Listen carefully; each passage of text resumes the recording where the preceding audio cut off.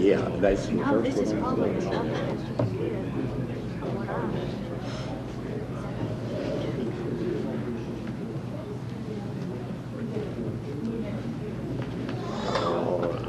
I'm showing another minute. Let me turn that off.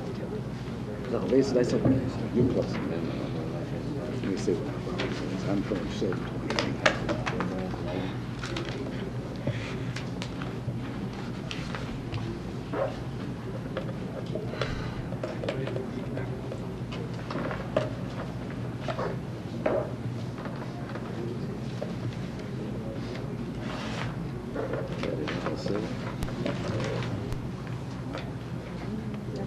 That didn't look too much like what I saw. Okay.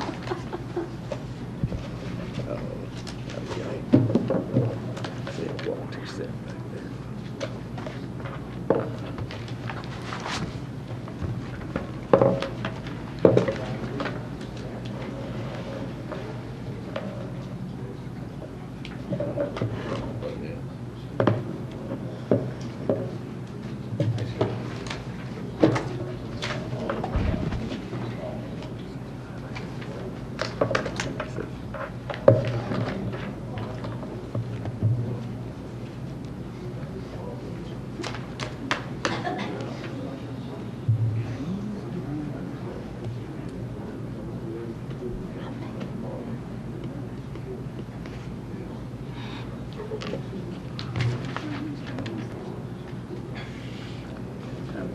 Absolutely on time.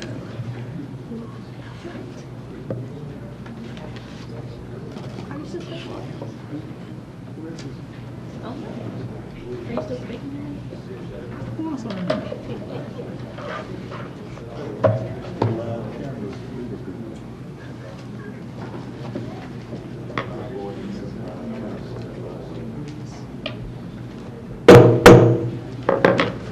This regular meeting of the Board of Mayor and Aldermen for June 18th will come to order. I'll ask you to stand for the Pledge of Allegiance. I pledge allegiance to the flag of the United States of America and to the republic for which it stands, one nation, under God, indivisible, with liberty and justice for all. Please be seated. The first item on our agenda this evening is a public hearing concerning the adoption of a budget and setting a tax rate for the fiscal year that begins July 1st and runs through June 30th of 2014. I will set out some very simple rules for the conduct of this portion of the meeting. Anyone who wishes to speak, if they'll raise their hand and get my attention, we'll take you as I see your notification, and limit your remarks to about 2 minutes. And remember that you are stating your views on this issue. It is not a matter of you're expecting an answer from here. That will come when we vote, and then during the discussion that precedes the vote. But it is your right to state your opinions concerning the proposed budget and the proposed tax rate for the coming year. So with that having been said, and be sure to give your name as you get to the podium. First person that came up to me tonight and said something to start with, and I'm going to give him the chance to go forward, Dave Fisher, former Mayor Fisher, asked if he could speak, and we welcome him to the meeting tonight.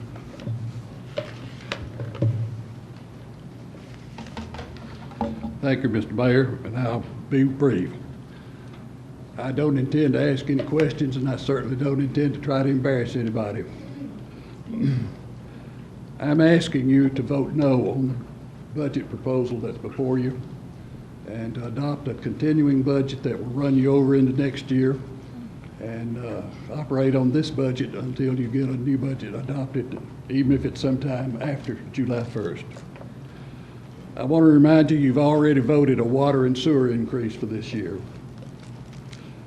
You need to adopt the continuing budget and spend more time. You need to direct Mr. Nutting to present a new budget proposal with a zero tax increase. Mr. Nutting is very capable and will do whatever you direct him to do, and will do it well. How can you cut the budget, in my opinion? You will first have to take out the 2% cost of living increase for the city employees. Now keep in mind that everybody except the most senior employees are going to get a 3.5% cost of living, not cost of living, but a 3.5% seniority raise unless they've been here many years. So the senior employees would be getting 5.5%, excuse me. The senior employees would be getting 2%. The more junior employees would be getting 5.5% under my ideal. You need to look at overtime in the general fund departments. Some of the departments have over $100,000 of overtime pay budgeted. The fire department specifically, over $100,000 in overtime pay in the budget.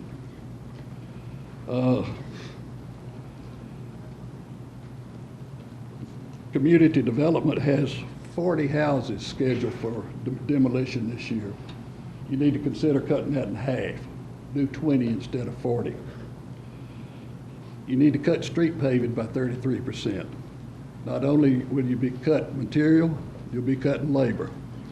The streets will get bumpy, but we can drive on bumpy streets because bumpy streets have a tendency to reduce speeds, which is beneficial. So we don't all have to have an interstate highway to drive on. You certainly need to stop the subsidy to the bus service going to Nashville. It is poorly used, and it's not confined to Springfield residents.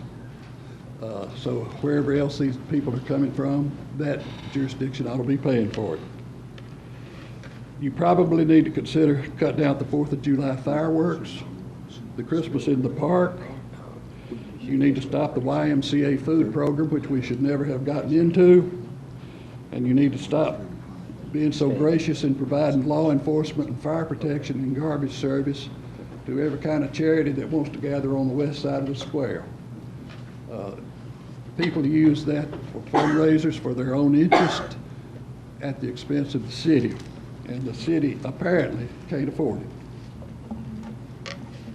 Dave, you've taken about 3 minutes, so try to wind this up. Okay, I'll wind it up real quick. So I thought I could do it in 2.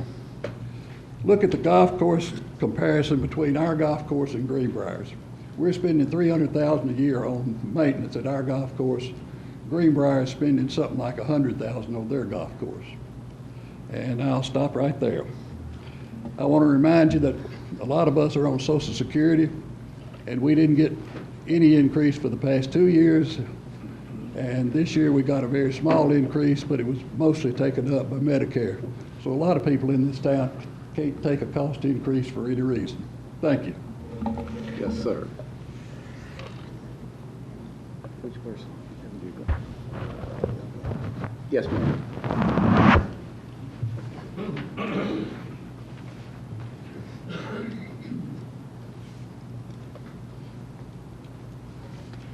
My name is Ellen Ogle, and I ride the bus that you want to cut, along with 55 other people.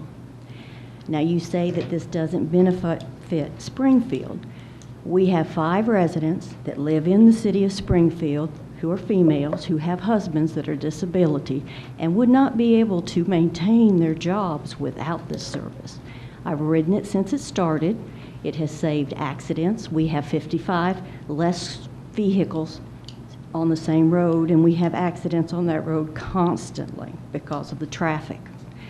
Also, we have had a variety of individuals who ride this bus. We had a blind student who rode with her dog so that she could go back and forth from college. She used the service. There are a number of people in Springfield that use this service for medical reasons when they have to go to another city for service on their medical needs and can't do them locally. They also send people up to Springfield to use some of the services that Springfield offers to make it more available, people with disadvantages of disabilities. I personally spent $20,000 in the city of Springfield that I would not spend each year had it not been for the bus, because I spend all of my money after I work on whatever I need in the location where I'm at. I've been riding the bus in Springfield for 2 years, so I've spent $40,000 in the city of Springfield that you would not get. There are many other people that ride the bus that spend that money that they bring into this community because they ride that bus.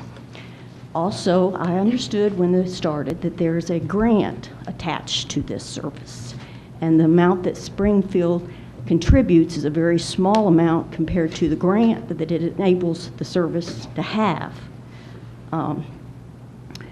I would like you to rethink this as far as taking it out of your budget, because if you multiply the $40,000 that I, as an individual, have contributed to Springfield coming out of another location, that's revenue coming into Springfield. I understand the need for budget cuts. I work for the state of Tennessee.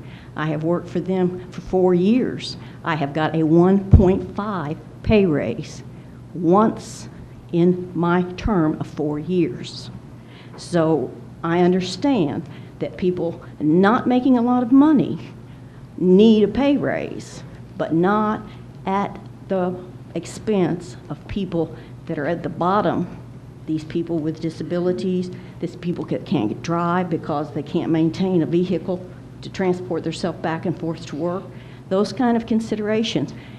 It does benefit Springfield because they bring that money back to you at the level of probably $150,000 a year, what they contribute to the businesses in the community. Thank you. Thank you. The lady who's sitting behind Mr. Fisher, would you come to the podium, please, ma'am? I don't mean to be the dead horse about this bus issue, and I'm with her. I do realize that we have to make cuts in every place. I work at Vanderbilt. I've been there 25 years. I've been in Springfield 20 years caring for my elderly parents. And not only when I've been a bus rider since it started also. And one of the issues that I liked about the bus was the green issue. I thought it would take a number of cars off the highway, and at the time, I've been here long enough, and my parents have been here even longer than I have.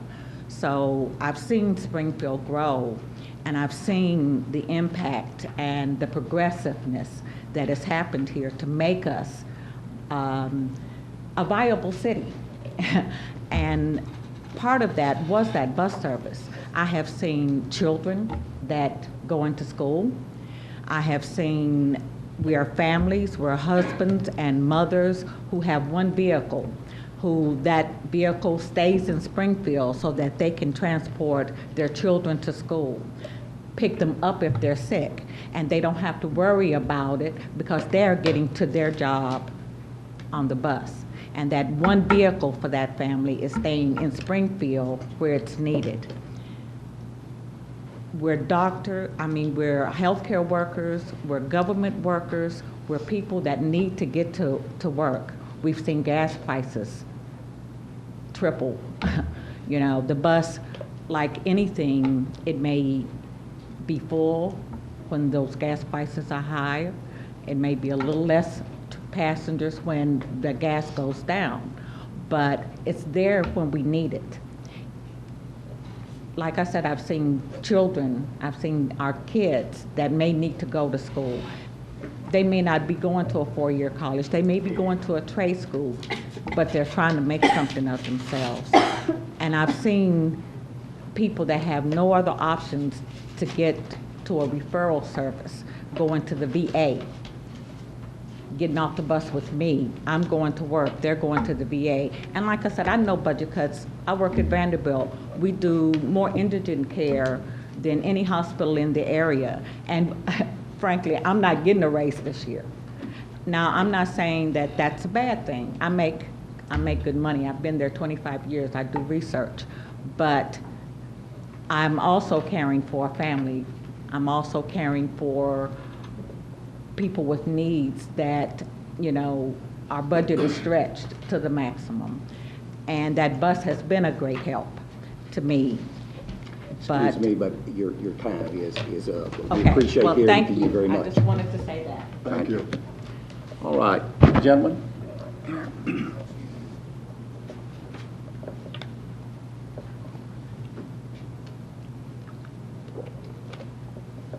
My name is Larry Bunning. I am a citizen in Springfield here. I live in the town, and I use the bus service as well. And I want to confirm what has just been said and reiterate that it is a needed service. It's a benefit to me, but it's not just to me. It's to a number of other people, as well as I think it's a benefit to the city, in that I think it's going to be a good thing for the city to have and to maintain. And so if I would like to see that bus service continue. Thank you. All right, thank you very much. Back row.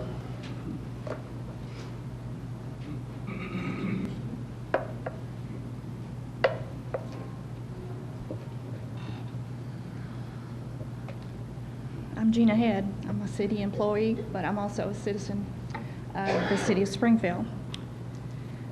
Most of you on this board have boasted and ran an election on the fact that property taxes have not been raised in 15, 20, 22 years.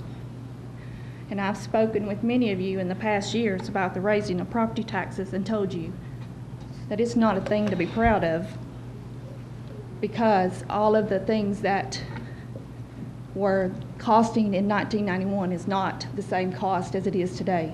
Prices have gone up and up and up. It's gone up for the last 22 years. The property taxes, if they had been raised in small increments over the past 22 years, we might not be in the position that we're in now. Might be the money there that we need to fund the different projects, the sewer project, everything that all the services that we get. I pay $800 and something in county taxes. That's approximately $600 more than I pay in city taxes. And I'd heap rather pay the higher cost for the services that I get in the city than what I get from the county. There's not that much from the county that I get. Yes, when my children were in school, they were in the county school system and they got a good education. But now, basically, my services come from the city, and I'd rather pay more in the city. Also, we've heard that Mr. Sneed has suggested that possibility of a furlough for city employees. Mr. Sneed, I don't think you'd like getting a furlough day from CSX. And I don't believe anyone in this board that are still in the workforce would like to get a furlough day as well.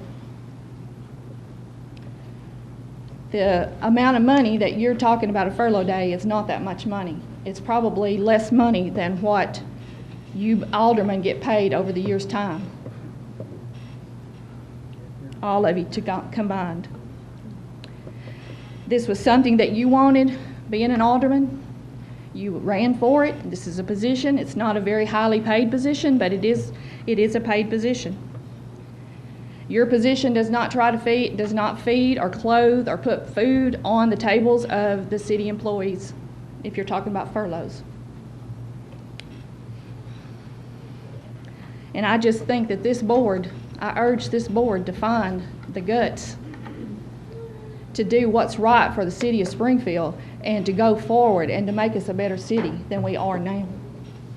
Mr. Nutting, he cuts our budgets pretty bare. I know, I've seen the budgets. And he does a good job. So if you all know what's, good for the city and you want the city to be good, then you need to raise the taxes. Gina, your time Thank is you. up. Thank Thank you. you, ma'am. All right. Gentleman standing at the back, please.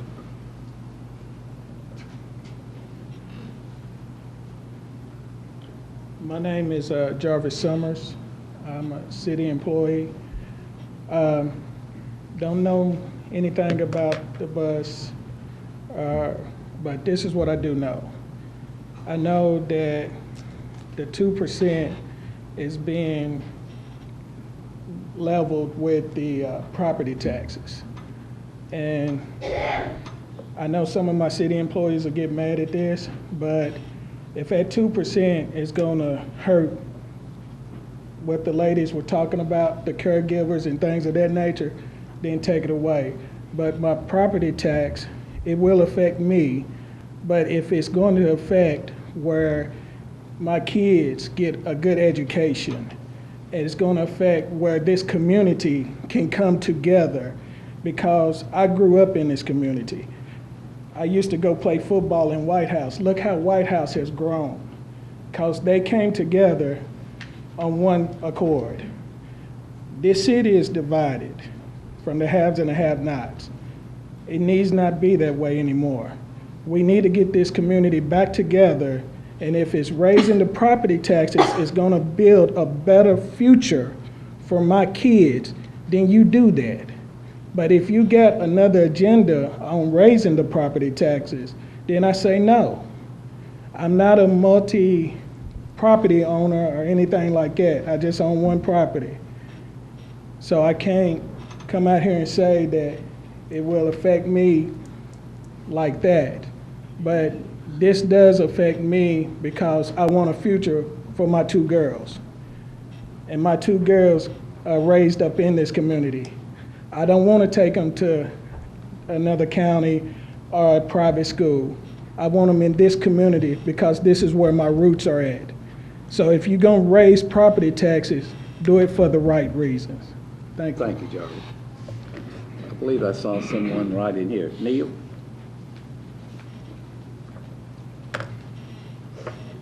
My name is Neil Peterson. I am a property tax payer. I pay taxes on approximately 8 parcels in the city of Springfield, both commercial and residential, so I believe I have standing when I say I am in favor of the tax increase. I don't believe that deferring maintenance on anything is a good idea. I'm sure that every manager in this room will tell you that it's way more expensive to maintain something that's been allowed to deteriorate longer than it should have, and it just costs the taxpayers more over the long haul to have that happen, and that's what you've seen happen over the last many years. I don't think it's a bragging right to talk about how the city has not had a tax increase in many years, except for if you're a populist who just is appealing to the lowest common denominator. We spoke recently on the radio with the mayor of White House about their sewer system, and I asked him, excuse me, should have brought some water with me. Are you under an OSHA mandate to fix your sewers? And he said with a hint of disdain in his voice, no. What does that tell you? They're doing the right thing. They're doing their maintenance when it's not going to cost them an arm and a leg. So I would urge you to vote for the tax increase, keep this city going in the direction that I believe it's starting to go now, in a prosperous direction. Look prosperous, act prosperous, and that's what I have to say. Thank you. Thank you, Neil. Is there someone else who wishes to speak? I appreciate these views that have been expressed on, from everybody who's come to the podium, and you can rest assured that where we are right now with this budget is the result of not just of hours of study and thousands of dollars of cutting, but really days and weeks of working on the budget from the standpoint of the staff before it was ever presented to us. We take this seriously. I will point out to you that, of course, with the property tax proposed increase is part of the funding of the general fund. Now, the general fund is about $16 million. It funds, the largest department is the police department, followed by the fire department, public works, parks and recreation. So they are the main departments that are funded by the property tax or by the general fund. Property tax is approximately $3 million. Right now. A little Right over now, $3 about million. $3 million. Sales tax locally is almost $5 million. That's our primary source of income, is the local sales tax. That's why it's so important that you spend your money at home, because then it stays at home in every respect, from the standpoint of jobs, the standpoint of other things that the city can do for the benefit of the taxpayer. Then the other point I want to make is that from the fiscal year 2009, 5 years back, 4 years back actually from right now, to this new budget, which runs to 2014. So we're talking from 2009 to 2014. Our personnel cost in the general fund, including this new budget, if it's passed as is, will have gone up a total of 2.4% over 5 years. We're paying less now for health, and the reason for that is that our employees primarily are paying a much, much bigger share of their health insurance. We're paying less for health insurance now than in 2010. How many places of business can say that? And when you've kept your personnel costs that tight, and that's been coming from holding back on filling positions, not adding positions, all of that helps to control your costs and still be as effective as you can. So these are some of the things that we're dealing with as we try to develop this budget, and that's why it's so important for you to come, whether you're talking about the bus or whether you're talking about other projects that you are interested in, or whether you're here to say, don't raise the taxes. We understand that. I will have to concur with what Neil said, that the matter of the sewer thing bothers me a lot, that we wound up having to be under a mandate before we really got this thing started to turn the sewer program around. Now, a lot of this, the White House has not had a sewer system anything like as long as Springfield. We're replacing decades-old structure is what we're dealing with. But you've got to maintain it, and we have no choice. Now, this tax increase has nothing to do with that. It's the sewer increase that will take care of that by law. That's what has to be done, and we're under a mandate that be corrected. So I want to shed the light on that as well. And there are a number of projects that have been built in this city and proposed by people, encouraged by the Chamber of Commerce, business, and others. I think of the golf course, which goes back to 93, 94. I was mayor then. Former Mayor Fisher was a member of that board. When the golf course was started, there was a lot of enthusiasm about it. The Old Country Club group supported it. It was to help bring in more tax dollars through the development of the legacy and all that's associated with that. And truly the tax base has expanded, but not nearly as much as it could if we could get that fully developed. It's a little less than half developed at this point. But we're down to 4 years left in paying for that golf course. The payment on that is around $550 a year, around $550,000. 2 years from now, the payment drops in half. 2 years after that, it's gone, and the golf course is totally ours. The subsidy on the golf course, now we go to the operating expense. I want to add, because this is mentioned a lot.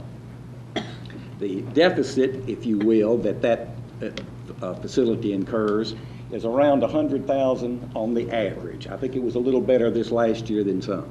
You can compare that with the deficit the center has run ever since it was constructed in 1978-79. That's part of providing services for the residents of the city who use it and who don't want to pay the full cost of that's part of what they see they're getting for their tax dollar. When you build new tennis courts, as we did this last year after much urging from the public, and you're paying for that, that's something that adds up.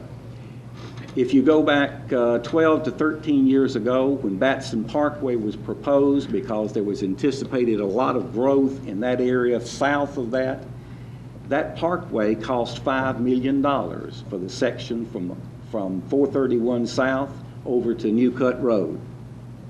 $5 million, the same as the legacy cost.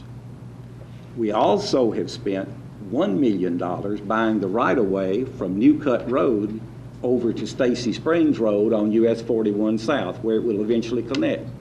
Is it a good thing that that was built? I think so. But has the development occurred south of there that we were told would happen? No, it hasn't yet.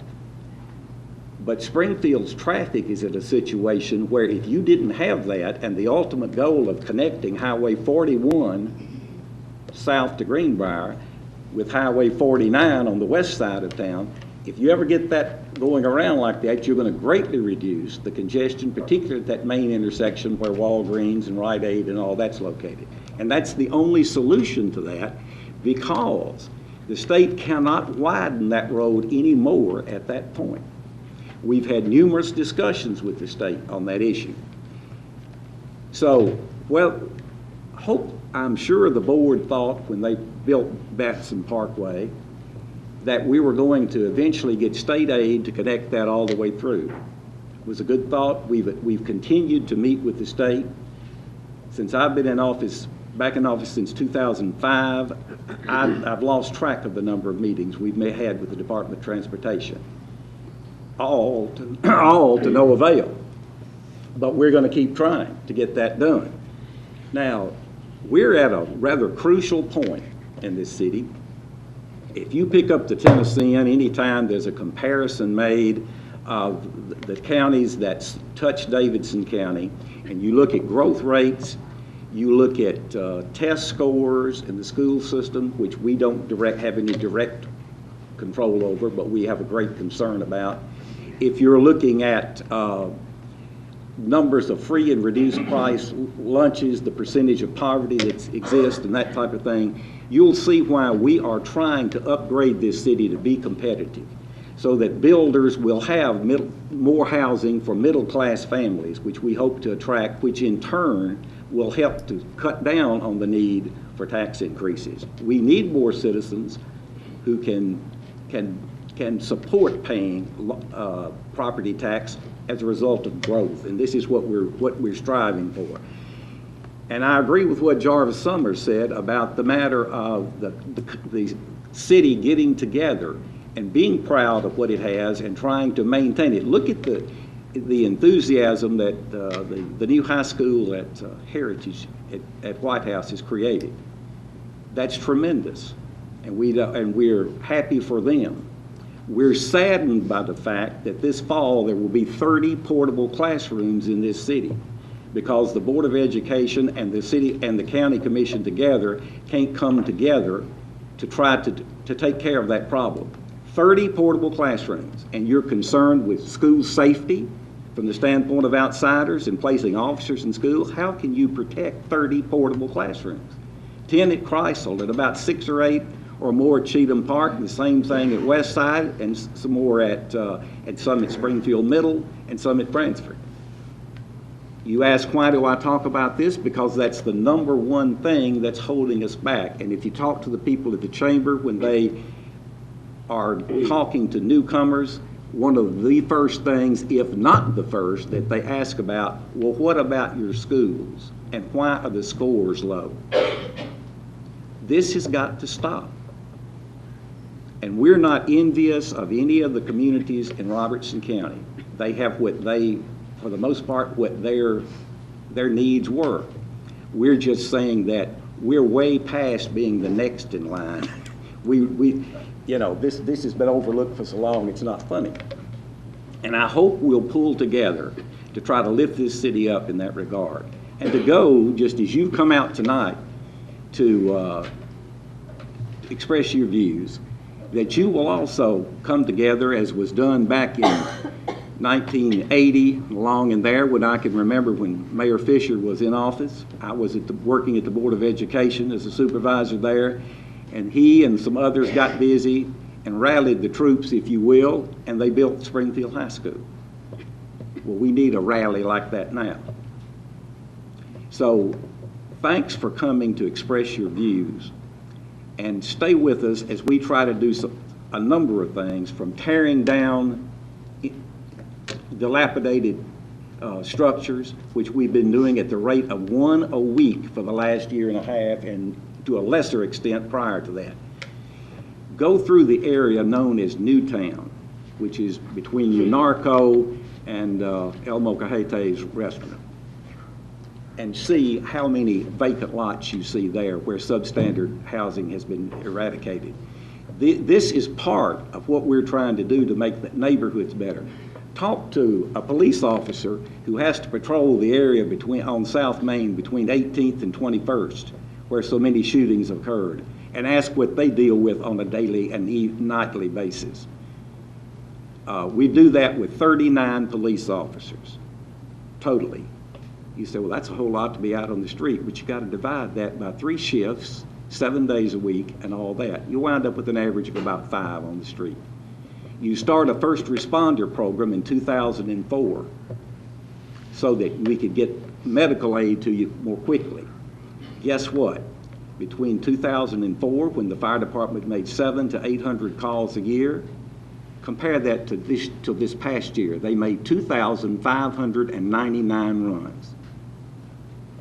The way it was staffed prior to that, you could not have kept up with. If we were staffed that way, you couldn't keep up with it. The number is climbing exponentially. These are good things that are done, but whether you're talking about the $5 million for Batson Parkway or the Legacy, or you're talking about a second fire station so that everybody in Springfield had the same fire protection rating, which is now Class 3. When we did that, when we invested in that building and staffed it, your insurance rates as a whole are going to stay low. Ask somebody who lives out of town about 6 miles and pays 3 times what you would pay for fire protection on their engine for their health, their homeowner's insurance. So I say these to say it's a big picture, and we deal with a lot of things trying to balance this. There are different views expressed, and if you watched our meetings on television, you know that we try to consider everybody who comes up to talk with us about an issue. We don't make the right decisions all the time, but we truly try. And I appreciate your being here tonight. Now, the second item on our agenda is to present the Springfield Gas System Scholarship recipients for 2013. Mr. Hall, are you presenting those? Mr. Sam Andavazio. And George, do you want to use the mic and tell people how this came about and why we're giving scholarships? We received an amount of money as a settlement with Tennessee Gas Pipeline 2 years ago. I believe it started, and it goes through for 2 more years. And we get, I think it's $59,000 twice a year. So and it's a rebate for where rates, right, where they were told they had overcharged. Correct. Is essentially it. Okay. And they asked us to use it as marketing, and I felt like that a good way to market the money that we were receiving is giving scholarships to deserving students for the schools that we In our service area. correct. Which runs throughout a lot of the county. Correct. Okay. Sam, you want to proceed with that? Thank you, George. Yes, sir. Thank you. It is a privilege to be able to congratulate our 2013 recipients this year. It is one of the many things that I have learned to enjoy since the second year we've done it. And I congratulate each one of you, and I know you've worked very hard. I know that you will represent the City of Springfield and Springfield Gas System as you go out into your new career. So if you wouldn't mind, please coming forward as I call your name. Jamisha Robinson, she was our Springfield High School.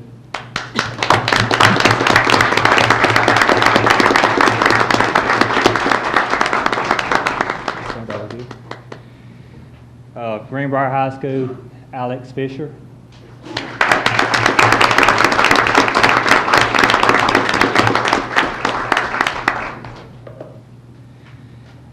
Joe Burns High School, Vince Damerow.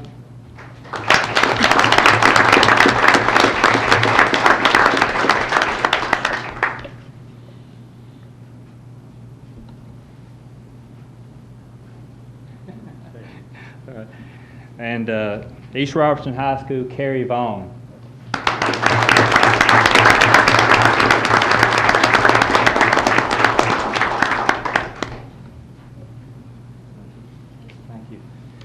And we did have one that was not able to make it just the very last minute, and she was Miss Aislinn Norton. She was our South Haven Christian School.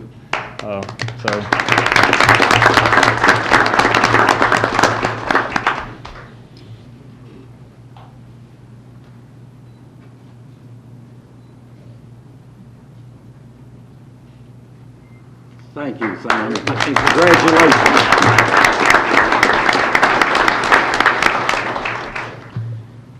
Okay, next on the agenda is the approval of the minutes for the regular meeting of May 21st and the special meetings of May 14th and June the 4th. Is there a motion? So moved. Is there a second? Second. Any discussion? If you favor the approval of the minutes of these three meetings, will you please say aye? Aye. Opposed, no. So ordered. We move now to the first item on the legislative agenda, which is to discuss and possibly take action on ordinance 13-07 on third and final reading. This is the ordinance that establishes the schedule of fees for city cemeteries by rescinding ordinance 09-14 and substituting a new schedule of fees. Is there a motion? So moved. Second. Duly seconded. Any discussion? Please call the roll, Ms. Connie. Snyder. Aye. Carneal. Aye. Hubbard. Aye. Sneed. Aye. Head. Yes. Ellis. Aye. Mason. Aye. Pass 7-0. Okay, 2.2 is to discuss and possibly take action on ordinance 13-08. This is the third and final reading on the budget, adopting the budget and the tax rate for fiscal year 2013/2014. Is there a motion? So moved. Second. Duly seconded. Any discussion? I'd be disappointed if there wasn't. We'll talk about it. Go ahead, Ms. Tubbs. First of all, I thank the citizens for coming out. But as I look at this, and most of us love that Holy Writ, and it says, without a vision, the people perish. And then for you Bible scholars, I'll go down to Nehemiah, who asked the king to come back to build up Jerusalem. That's our job. That's what we're appealing to you, to let us give you the vision. Springfield cannot remain in a stagnated position. This is probably my 20th budget. And my reason for coming was to make sure the city grow. And we're at a pinnacle point right now where I can say from 1995 for 13 years, we were healthy. We didn't touch our reserves. The last 5 years, we're dipping in our reserves. See, so what I'm saying is that we are watching the money. There's no waste. Mr. Nutting, as the day-to-day operator, as a city manager, has gotten direction from the city council, which is the power of the city organization. He has used scaffolds to cut. He's very meticulous. His managers are very meticulous with cutting. So we have streamlined it. Then we look at taking account for debt service. We take into account for the budgets to come. We take into account of, as not trying to be redundant, about 2 years from now, how we're going to rejoice and stuff, because a lot of things will be paid down. But we need to keep a very steady amount of money not to fall back. What has always embarrassed me, because I put out incremental tax raises, Ms. Head, I put out incremental tax raises ideas years ago. And I hate that bragging about not raising taxes. I don't like to raise tax. I'm 66 years old. I'm on Social Security.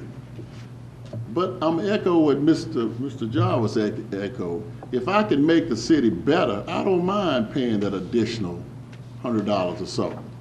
And then another thing that kind of bothers me, I pay about $700 a year to the county. The money there to me is very mismanaged. And one of the ways it's mismanaged is because they slap us in the face with the Board of Education. It bothers me. It bothers me that, you know, that we sit back, citizens, and we'll scream about a tax raise, but won't scream about an education, you see.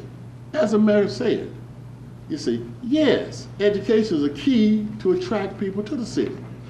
We don't want to sit down and just create a city where we will be a habitation of Section 8 and government subsidized houses. We don't want that.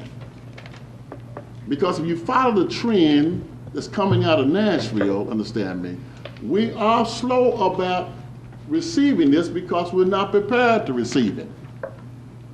I love Springfield. I came here 39 years ago, raised my family here. My family did good, and I've done good here. And when I took on the challenge of being an alderman, I didn't take on the challenge to think small and be small. We gotta move. We gotta move. My appeal to the council persons, get with the vision. And don't be intimidated by someone who want to keep us in a stagnated position. I said I was going to curb a message. I wasn't going to use some of that good old vernacular of shaking you up, and I'm not going to do that. But we're not going to roll up the carpet and go backwards. Thank you, sir. Okay. Anyone else? Ann? I think we're elected to be good stewards of the money.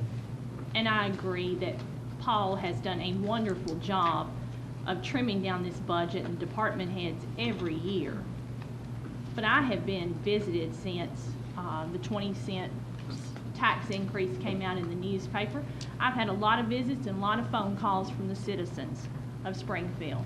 And they feel like they can't take on anymore, and I know the county's going to raise our taxes. And we can't control what the county does.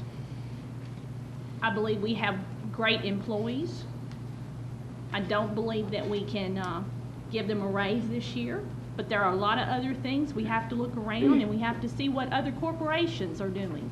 I know we're not a corporation, but you know, they've got some good ideas. Let's give the staff 16 hours worth of vacation time instead of giving them a raise. We all know you work hard. That's not going to cost us money. Taking out the raise out of the budget will be $152,000. Let's cut back the general fund and meet somewhere in the middle. I know that we have lots of things that we've set up here and voted for, but we can't vote for 26 cents and do this to the citizens.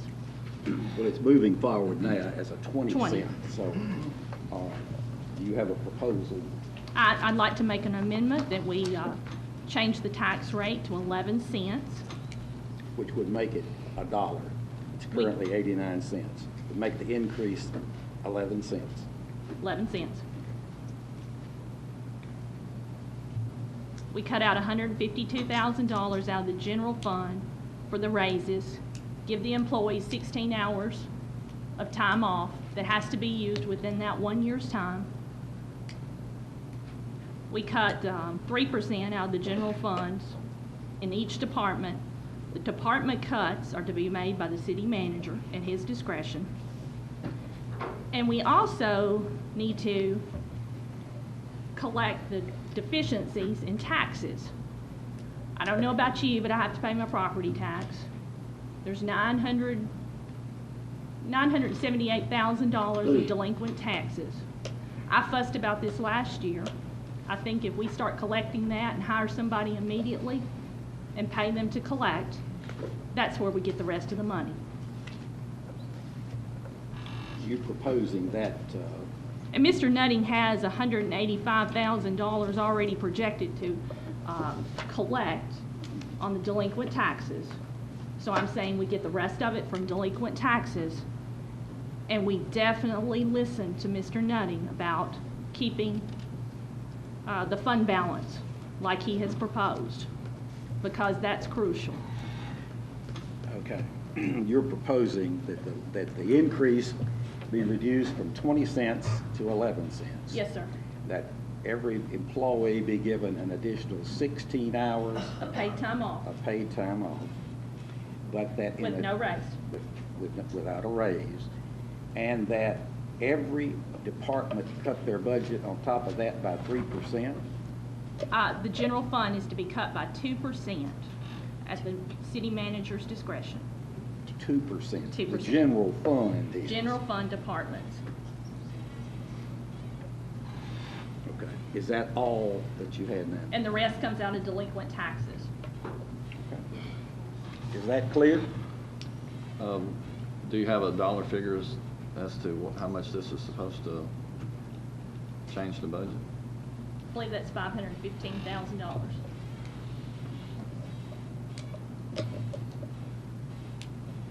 Is that 2% out of the general fund without payroll or with Without payroll, 152 out of payroll.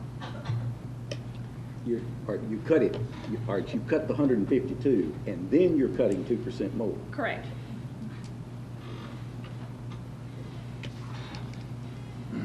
Is As that a about city- is that about $6 million that you're cutting 2% on? No. That's a total of $272,000. 272. Out of the general fund. Mr. Mayor, Okay, good. Clay? I think I don't know if everyone has, but several of us have different ideas. I guess you're looking for an amendment to the motion. Well, but let me see. everybody has Let different me ideas. see. She's But has made a one. second. That's what I'm going to ask. Is there a second to her motion? I was trying to I understand. just want to see if maybe some other people have some ideas, but get them all out on the table and take the pick some from everything. I don't know how you want to do this. Are you trying to make it one big amendment? Is that what you're seeking to do? Well, I came prepared with about $57,000 worth of savings to try, because we're 210 short from what's passed the last two budgets. We're 210,000 with a 6-cent decrease, so we need to come up 210. I came back with $57,000 worth of savings. Well, and if, I'm willing to take my amendment off the floor if we want to go around the room. Okay, we can do that. The seconder want to hold back, we can, It's fine. we don't have one, that's right. Okay, you withdraw it. That's- I'm good with that. Okay, let's hear your ideas now. My idea was to furlough the city employees one day across the board, all employees, and let that employee pick. There's some stipulations about how you do that. Let that employee pick the day that they want to be furloughed in the month of their birthday. I've been told that the birthdays are scattered out throughout the whole year. So they get to pick a day in their month of their birthday. It could be make a 3-day weekend or add it on to some other day. And in addition to each employee having a furlough day, if for some reason that there's an issue that's not covered by FMLA, family medical leave, or vacation time, and they want to take additional days, they could solicit the furlough day of fellow employees in that same department for up to 1 week.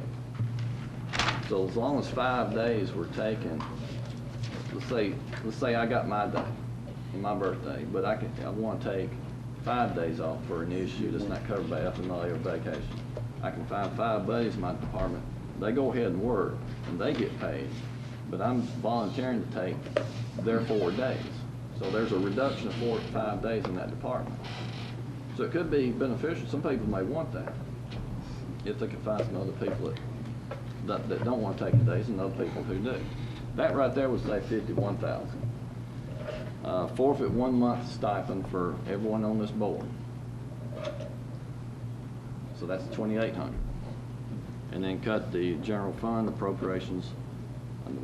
They get $16,000 from the city, but cut the general fund appropriations to the Chamber of Commerce by $3,500, because some of the reason we're needing a tax increase was because of some of their ideas. I think we all need to have some skin in this. So those 3 things, $57,000 in savings. Okay. Mr. Head? Anything at this point? I'm going to defer, right? Okay. Mr. Ellis? I'll just tell you what I came with, which is a little different. In talking with Gina, I remembered her name this time. That's progress. Our workers, 46% of our workers, 44% of our workers are getting step raises. They have not topped out. And when you, I guess, whatever you call that, they get no raises unless the board gives everybody a raise. Mayor Fisher addressed this a little bit. Those people that go to work up to how many years? 20 years, 15, 10 years. They get a raise, step raise every year, whether we put a raise in or not. They get a step raise. It's a merit raise, 3.4%, I think is the figure they would give me. So when we're going to give a 2% raise, all those people who are on the step part get a 5.4% raise. So what I had done is left the step raises in and gave all of the people above the step, all of the advanced people, whatever the right term, who topped out, old people. That'll win you a lot of friends. That saves $81,000. So that's just an amount of money.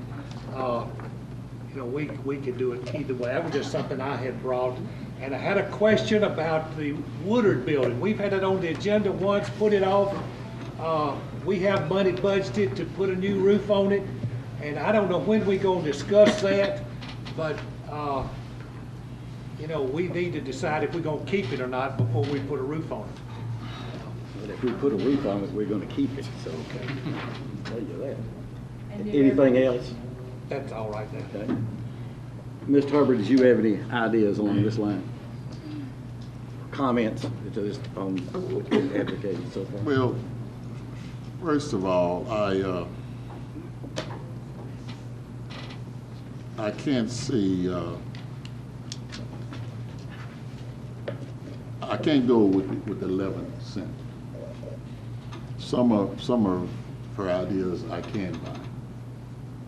But the 11 cent is going to really put us in a strain. Now, I can back off to probably anywhere from 15 to 17 cents. But the 11 is just a little too steep. But I could kind of live with some of Mrs. Snyder's suggestions. And as far as Mr. Sneed, the chambers, just leave that alone because they bring in good ideas that help us. So that is a worthwhile venture. Okay. And Mr. Ellis, I'm gonna have to agree with you. The Wooded building, we need to talk about that. We need to talk about that. And I really want to be careful with axing those general fund funded departments. Be careful, because they can really come back to haunt us. Mr. Basin? That thing had anything to take out except I was more confused now than I was when I came back. So it hadn't helped you on that? I thought we come to pass the regular third reading tonight. Well, that's what we're attempting to do. We're attempting to do that. Right? We're attempting to move that forward, and it's probably it likely will go forward with an amendment or two, but it's just, we'll see here in a few minutes how that plays out. Ms. Snyder, did you have anything further? No, sir. Okay.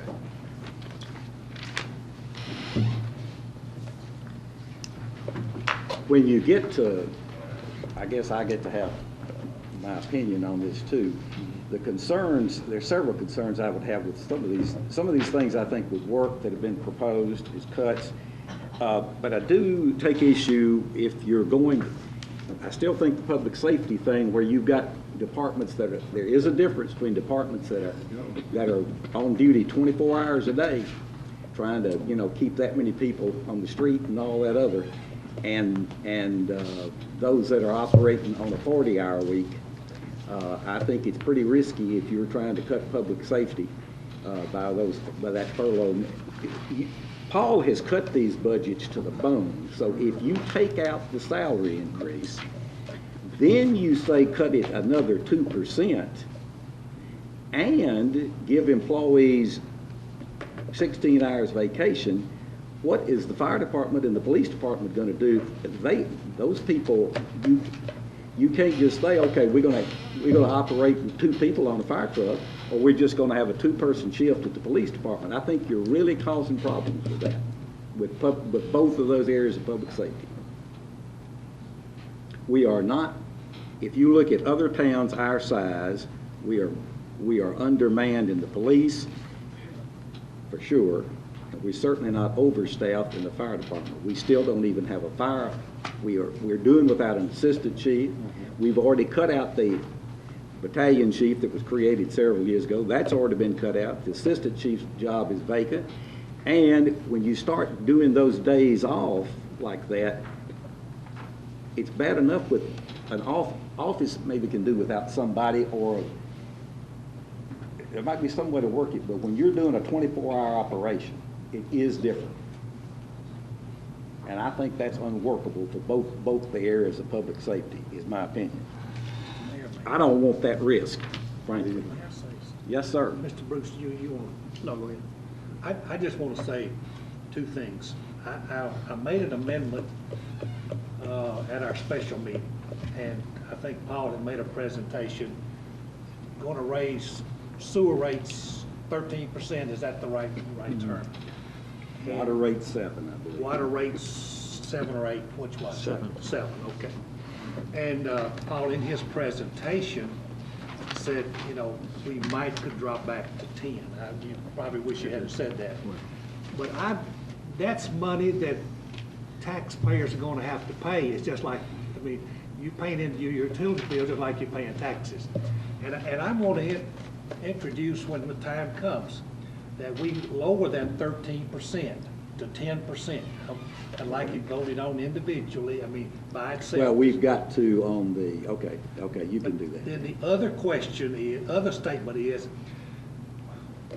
the decisions we make here should be for all departments.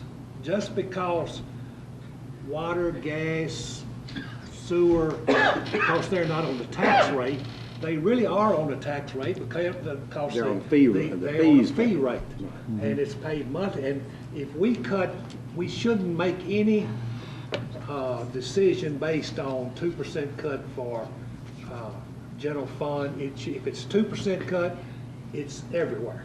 That's my opinion. Okay. Bruce, you've deferred. You got anything now? You still defer? Okay. Paul. Okay. Well, Mayor, I'm really not sure that in a meeting like this, we're really going to get to any solid numbers. I think it's important to get a lot of ideas on the table, and I want to encourage you to do that.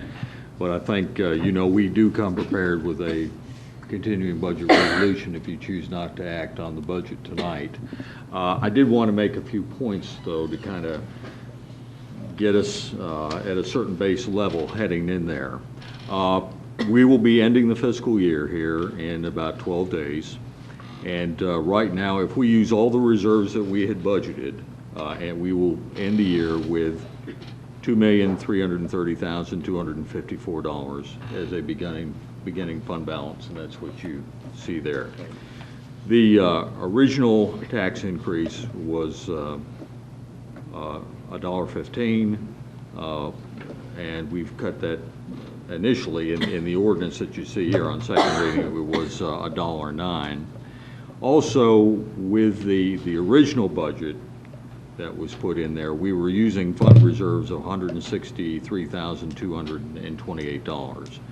So if you add $163,228 and you add the $202, you're looking at using fund reserves at $365,228.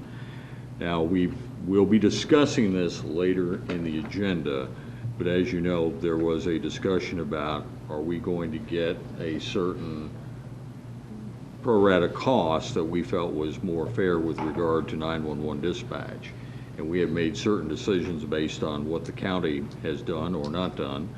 And at this point, we will have to increase that cost again to almost, well, $194,502. So we're sitting at using reserves right now, in the absence of cuts, of course, you know, that's what we're all looking at right now.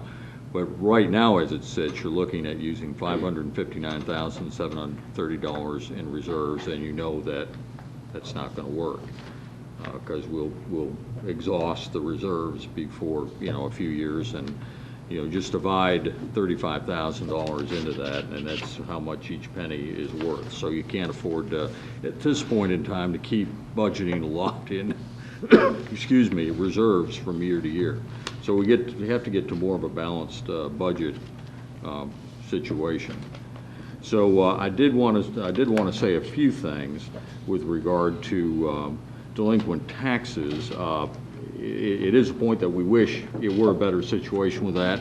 It's always an inverted pyramid, and there are a lot of things that prevent us from doing that because we collect, really, if we're going to collect anything, we're going to collect it in the first few years before it goes on to the county for ultimate collection. But maybe Jane and Jim could shed a little light on how delinquent taxes work and how it is a little difficult to collect once we go past a certain point. Mr. Balthrop, our attorney. I have in the past been delinquent tax attorney. Obviously, was not aggressive enough. The way you have to enforce those delinquent taxes is by the sale of the property. By the time that property gets to that point, it's usually not desirable property. And there's always an issue as far as what kind of good title the buyer at the tax sale gets. Title companies will not insure it. Therefore, a lot of this property is bid in by the city and the county at delinquent tax sales. Occasionally somebody will hit on a good deal, but for the most part, frankly, I wouldn't rely a whole lot on the delinquent taxes to make up a lot in the budget. They are. You think it's unrealistic, is what you're saying? I do. The desirable property taxes do get paid. The undesirable do not. All right, well, we're sitting here now, we can entertain what Ms. Snyder said earlier. It could be something else added to that. We can pass a continuation budget and have more sessions in July, and see if you want to, if we can find consensus on a number of these cuts. We've done that a time or two in the past. It's been a long time since we prided ourselves in having this ready, and the information is not really changed. You know pretty well what we've got to deal with. And there's a gap that's got to be closed there, one way or the other. And but the floor is open for whatever you want to do. The mayor doesn't make motions or second. Mr. Mayor. Yes, sir. I think this board's kicked this can down the road on 2 previous meetings. We're at the end. Mm-hmm. If there was this much discussion necessary, it should have been on the front end, not at the tail end. Mm-hmm. We all knew that there was $210,000 worth of shortage to Paul's proposed budget. And I've challenged all the last 2 meetings to come up with $30,000 to make that balance. That not having come forth in the second meeting, I found $57,000 proposal for this meeting. And I'll just throw it out there and we can see if it gets some. I'm confused, Mr. Sneed. Go ahead. The increase that Paul sought was 26 cents. That's right. Which was, and we were moving forward with a 20-cent increase. That's right. The 20-cent, well, the 6 cents that was cut is $210,000. You're right. working on that.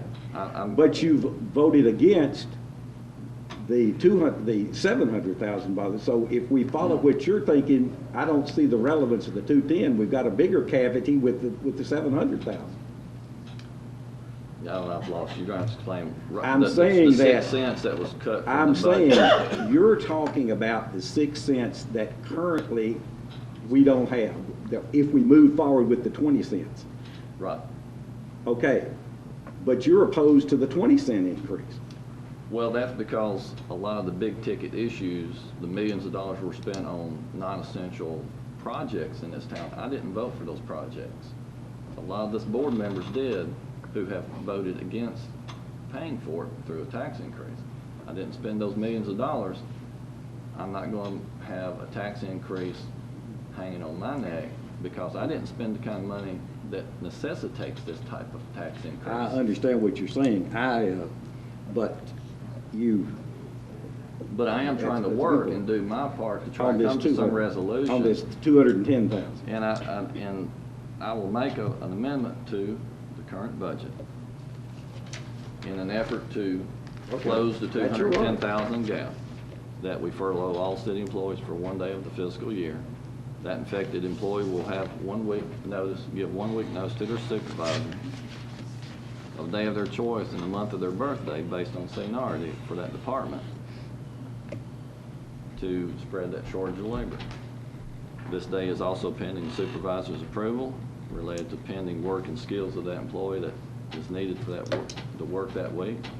The employee should need additional days up to a total of 1 week.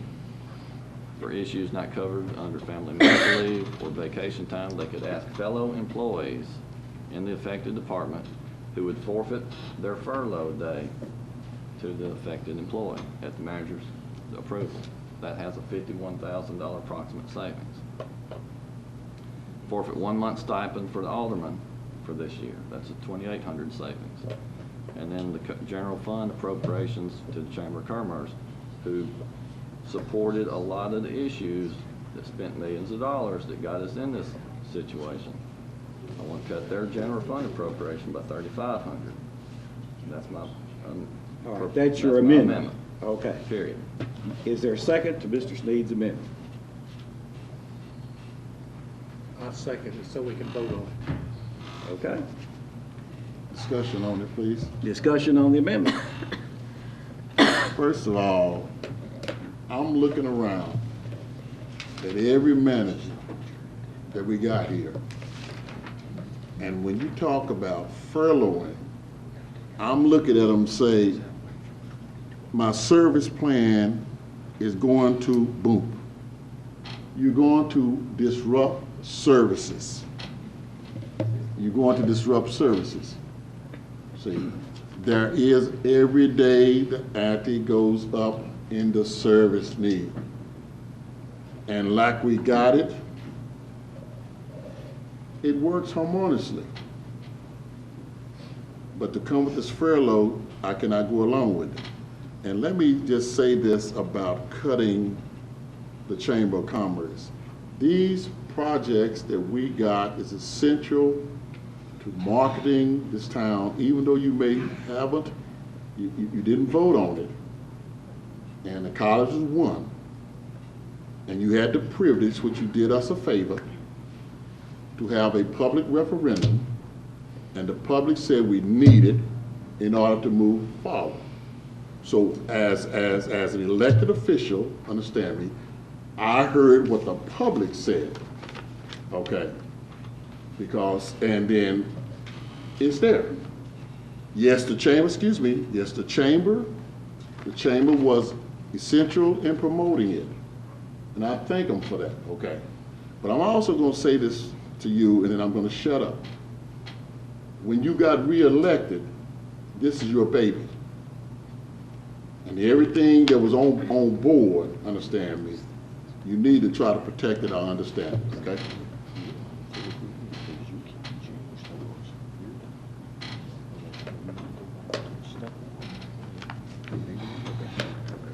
Thank you. Call for question, Mayor.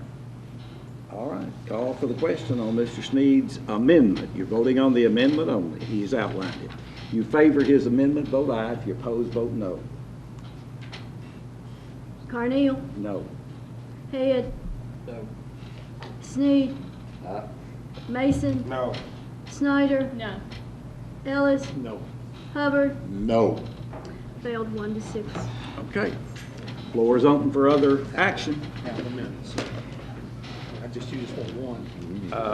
I need to make this point, that with the cutting the proposed tax increase from 20 cents that it's moving forward at going into this reading to 11, less All right, now without the savings. What that is, now you just added the amount of reserves you're using, 300. That increased your deficit So now you're using up, 800 back up to something. 870 something thousand. But now she had savings too. Well, I understand. I just want to make sure Yeah, that. That's what the gap is until you do put the savings in. So that Okay. you can. Just realize where you are with your start. totals. Okay, Mr. Ellis. I would like to amend our budget or our, well, I guess it's the funding of the budget. I'd like to lower the sewer rate increase from 13% to 10%. Well, you're actually, that's a separate thing. It's down here in 2.4. And you've already had 2 readings. You'll have to go back and start at the beginning. You can't change it. 3rd reading. Can't Reading change it. without voting it down. Okay, sir, I would just make a statement. then. Okay. When working with the schools, you were there many of those years, and we operate on a continuation budget every year. Now, there are some real advantages to that. The first advantage is you know exactly what your year-end figures are, how much you carried over, what kind of fund balance you carried over, what you didn't spend the year before. Those numbers are exact. Right now, we are estimating, is that a good word? That's correct. Projecting, I guess. Which means that, we could have a larger fund balance than we think we're gonna have, or we could have a smaller fund balance. So when all of this is over, I would wish we could put on the agenda, the continuation budget. I beg your pardon. Just when all the discussion's over, wish we could put a continuation Well, budget you on. can, would you amend this to do that? Would you amend what's moving forward now? Jim, do you amend the motion to act on this budget, or do you? It could be deferred. For It could be deferred until either a time certain or an indefinite time, but then you'd have to vote by a 2/3 majority to add a continuation budget to the agenda.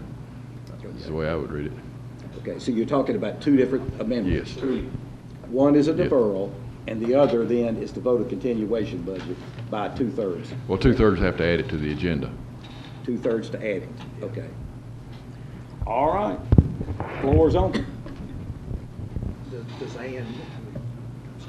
Ann need to, are we gonna go into anything she had, or? I'm No, ready she to- stated what she, Okay. Are we gonna- She withdrew her. she withdrew the, I move that there's we nothing on the floor right now. add the continuation budget to the budget, to the agenda. You move to defer To first, though. defer, whatever Okay. that. All right, you move to defer. Is there a second on the deferral? Is there a second? Okay, motion fails. Back on the floor. I have a question, Jim. Section 9 in the current budget resolution Yes. addresses the, if we don't adopt a new budget, that the current fiscal year budget carries over. Right. So do we need a continuing resolution to be adopted, or don't we already have that? That was in if that same section was in last year's budget resolution, and I suspect it was, but I don't know. It does automatically provide that it's a continuing appropriation. Now, whether or not we have to get approval of the comptroller's office,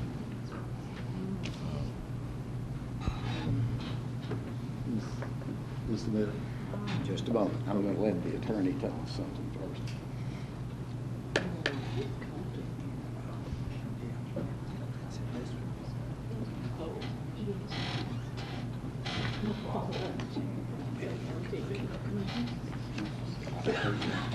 It's in the current, yeah. It's in this one moving forward. do have to have approval of the Director of the Division of Local Finance and the Comptroller of the Treasury for continuation budget will be requested if any indebtedness is outstanding. So if we have any indebtedness outstanding, I think we will have to get approval of the comptroller's office. Well, this ordinance is only good if it passes. Well, this was last year's ordinance. Oh, I see. That language was in last year's ordinance, I guess. No, no, this section 9 is not any good unless it passes. I'm just thinking. He's going back We assuming probably it was in last- had I think it's that in in all the. of Isn't it in our charter? We probably had that same language in the budget we're operating under now. Okay, but it does require approval of the comptroller. As I read that, it's required if there's any outstanding indebtedness. You know, we've done this before. Why not just pass a continuing resolution? I think it's a safe move until you have a chance to deliberate more on the budget and then pass it on third reading. I don't think you can go wrong. I think we've done that before. I'm pretty sure we have. Just kicking the can down the road. All right, let's, can you check that? Can we look at all? We're gonna have a recess while we research what was in the present on the budget that's in effect right now to June 30th. We'll take about a 10-minute recess. Okay.